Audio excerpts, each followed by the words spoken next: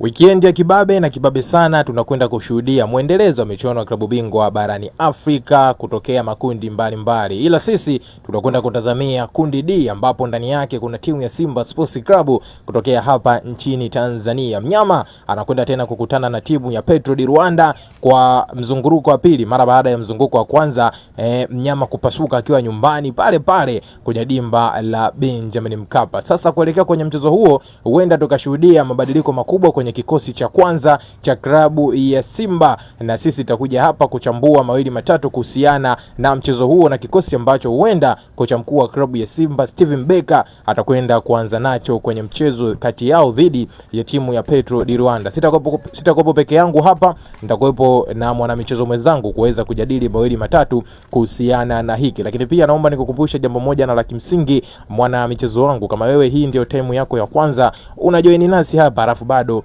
hauja subscribe channel yetu, basi nikwambie kiukweli wewe ulikuwa unapitwa na mambo mengi na mazuri ya kimichezo ambayo sisi huwa tunakusogezea wewe kila siku kupitia hapa DataKicks Media. Cha kufanya sasa hivi ili usiendelee kupitwa na hizo taarifa zetu zote mpya za kimichezo, swala ni jepesi kabisa mwana familia wangu, hakikisha unakwenda kusubscribe channel yetu kwa kubonyeza maneno mekundu yaliyo chini ya video hii yaliyoandikwa subscribe. Baada ya hivyo hakikisha unakwenda kutani on notification kwa kubonyeza alama ya kengele. Ukishafanya hivyo, basi wewe utakuwa ni mdau wetu wa kwanza na mwanafamilia wetu wa kwanza kuweza kujipatia kila aina taarifa mpya ya kimichezo ambayo sisi huwa tunakusogezea wewe moja kwa moja kupitia hapa DataKicks Media. Na kama umekushaweza kusubscribe, basi twende kazi tukaangazie juu ya kile ambacho kinaendelea kutoka unyamani kwenye kikosi cha klabu ya Simba ambacho kipo pale nchini Angola, kinaendelea na kambi yake ya maandalizi ya mchezo dhidi ya timu ya Petro di Rwanda. Bwana, tayari Mnyama amekushaweza kuwasili pale nchini Angola,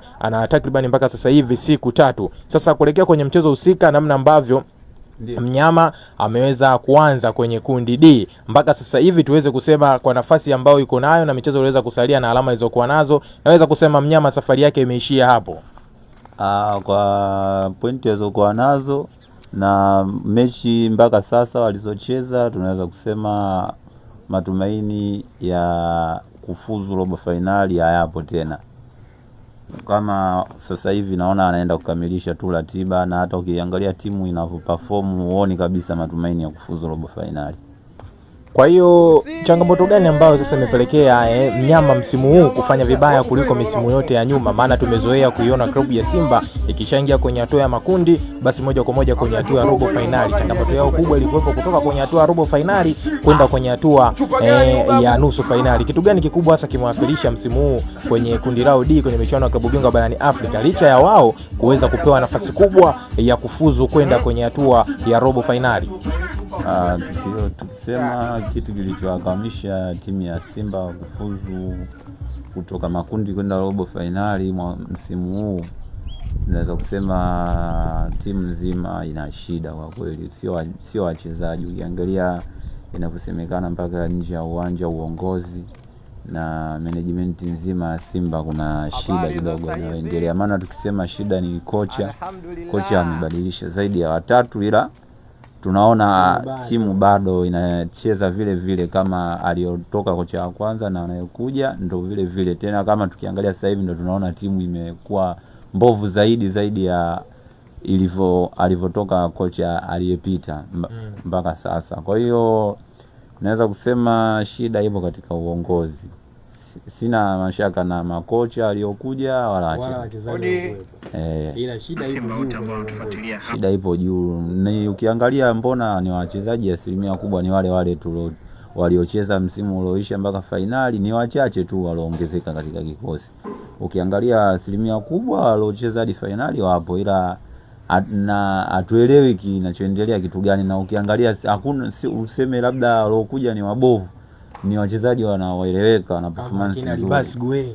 Ukimwangalia Morris Abraham ana kiwango kizuri kabisa. Ukimwangalia bwana nani huyu alomsajili mpya, wote ukiangalia viwango vyao.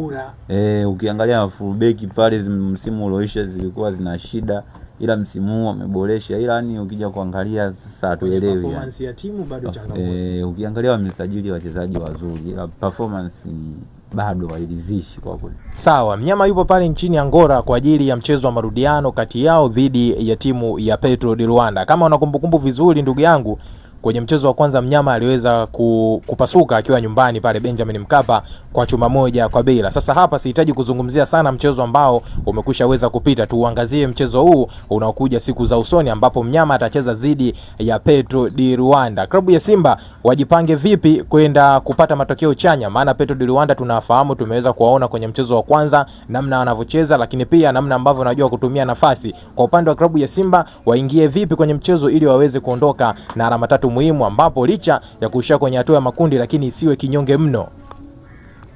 Ninachoona kwa Simba kwa sasa, wakienda kucheza bila kujitoa hatopata hata hiyo pointi moja. Wanachotakiwa sasa waende kweli wacheze mpira serious. Kama watabadilika matokeo watapata, ila kama utaendelea mpira ule ule wanaocheza kila siku, aiseni watakuwa na wakati mgumu sana kupata hata hiyo pointi moja. Maana yake ukiangalia hata mpinzani anayekutana naye bado ana nafasi ya kutinga kwenye robo finali na anayataka matokeo kweli. Michezo 4, nafasi ya 3 akiwa na alama zake 5, si haba. Akija kupata matokeo mazuri kwa klabu ya Simba naweza tukazungumzia mengine kwenye kundi hilo D. Yes, ukiangalia Petro Atletico ana nafasi ya kufuzu robo finali. Kwa hiyo na ukiangalia uchezaji wa Simba unaona kama wamelizika fulani hivi, wanaona kama wao wanaongoza kundi, ila kwa jinsi kundi linavyoonekana Simba bado anashika nafasi ya mwisho, ila hawana morali ya kupata matokeo. Na ukiangalia Petro sio wabaya. Kwa hiyo wanakuonyesha bwana timu inahitaji kitu fulani. Katika hii mechi na hapa asilimia kubwa sana Petro kushinda. Simba sidhani kama itatokea hiyo ni ziada, ila naona kabisa kama sio sare basi Petro anaondoka. Sawa, klabu ya Simba wameweza kuondoka na kikosi cha takribani wachezaji wote kuelekea hapo nchini Angola kwa ajili ya mchezo dhidi ya Petro di Luanda. Tegemee kocha akianza na kikosi gani kwenye mchezo huo dhidi ya timu ya Petro di Luanda, angalau aweze kupata chochote kitu kwenye kumalizia michezo hii miwili iliyoweza kusalia. Naona hata kuja na mabadiliko makubwa sana kutoka kikosi kilichocheza mechi iliyoisha klabu bingwa na mechi, naona kutokuwa na mabadiliko makubwa. Sawa, tajia kikosi cha kwanza ambacho ungetamani sana kocha Steven Becker aweze kuanza nacho kwenye mchezo dhidi ya timu ya Petro di Luanda.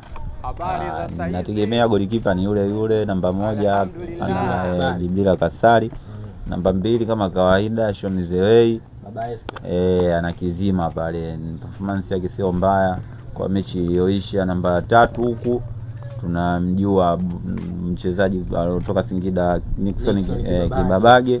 Ukija namba 4 hapa anazima bwana Rushaini Diroki. Namba 5 ukija hapa kuna mchezaji mpya naona Nangu amepata majeraha mechi iliyoisha.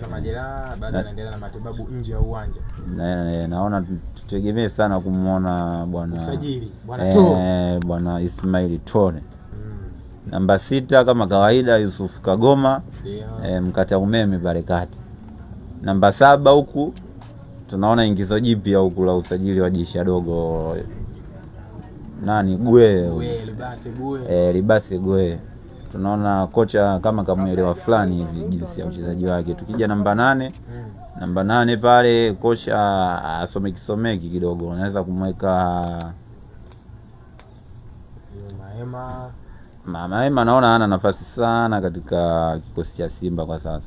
Namba 8 naona anaweza akamweka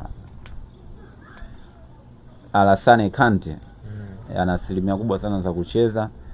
Namba 9 ukija namba 9 naona kwa sasa kama soa miniki fulani hivi, ila ndio hivyo tutegemee tunaweza tukamuona katika mechi hii. Namba 10 kama kawaida Cladus Chota Chama, Mwamba Rusaka na kizima.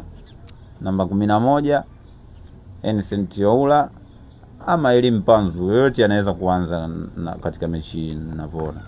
Sawa bwana, sisi tunatamatisha hivyo kuhusiana na machache yanayoendelea kwenye kikosi cha klabu ya Simba. Tumejaribu kupiga story juu ya mwenendo mzima wa kundi la klabu ya Simba, kundi D, lakini pia tumeweza kujaribu kuangalia kikosi ambacho huenda kocha Steven Becker ataenda kuanza nacho kwenye mchezo dhidi ya timu ya Petro di Rwanda, ikiwa huu ni mchezo wa pili wanakutana ndani ya msimu huu hapa 2025-2026 kwa michuano hii ya klabu bingwa barani Afrika, ambapo mchezo wa kwanza mnyama alitia unyonge pale pale nyumbani Benjamin Mkapa akipasuka chuma moja kwa bila. Huu ni mchezo ambao mnyama ana maswali mengi kichwani ya kujiuliza kuhusiana na kile ambacho aliweza kukifanya kwenye mchezo wa kwanza. Tegemea makubwa huenda akafanya comeback ya maana na kuuzishia umma ya kwamba sio kwamba kapotea, ila bali mpira una matokeo matatu: kufungwa, kushinda na kusare. Sasa kama unachote kitu, maoni yako ama mtazamo wako, huu ndo muda wako sahihi. Njoo tuambie kupitia sehemu ya comment hapo, dondosha comment yako hapo na sisi tutakuja kuchati naye kupitia hapo. Bila kusahau mwana mchezo wangu, hakikisha unakwenda kufanya jambo moja la kimsingi: kulike video yetu, kushare video yetu na kusubscribe channel yetu kwa kubonyeza maneno mekundu yaliyo chini ya video hii yaliyoandikwa subscribe.